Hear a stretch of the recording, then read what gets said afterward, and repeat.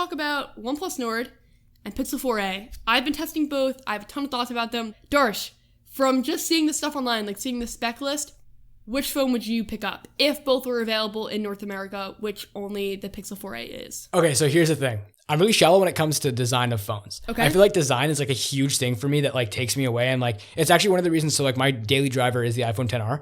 I bought it because it's yellow. Okay. That's literally why I bought it. I could have gotten the 10. I could have upgraded to the 10s if I wanted it. I could have just stuck with my iPhone 10 I had at the time. I downgraded to the 10R because I wanted better battery life and a nicer design, which I thought was like the yellow. So I would go OnePlus Nord. So dude, okay, wait, just to understand. So you picked the phone for the color and not like the feature list? Yeah. Like, That's so okay, so funny. here's the thing for me.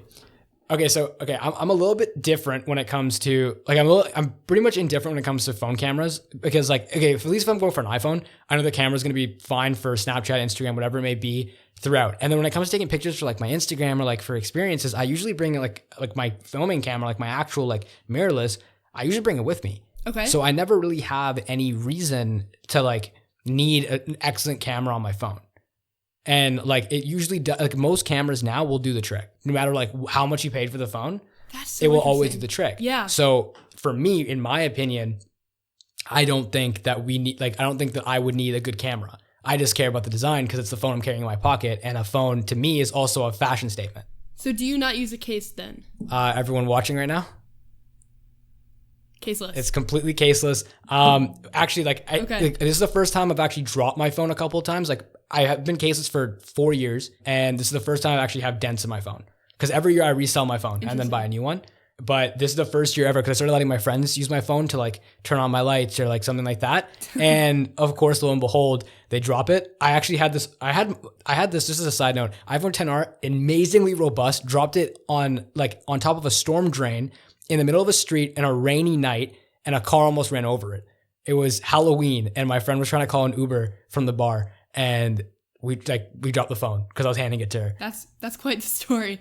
Also, for anyone listening, Darcy's in Toronto, so he's legal drinking age. Oh yeah, no, I'm of legal age. I'm in Toronto, so that's just a little bit of a disclaimer.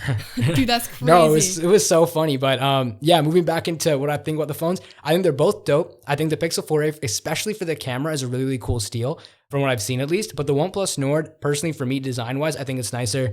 The blue itself and the general like OnePlus, I guess, UI, I think to me, I like a lot more. Like I like the extra features it has baked in than just... You like it more than Pixel. Yeah, because like Pixel's like bland, straight up Android, but OnePlus always includes like a couple extra features that I feel like really do make it stand out, and the Nord is going to be no exception to that, at least from what I've seen. I haven't done too much research. I agree with you. I think that the OnePlus Nord has a nicer design. For anyone watching this, I have the blue version, and a lot of people complained about the plastic rails on the side.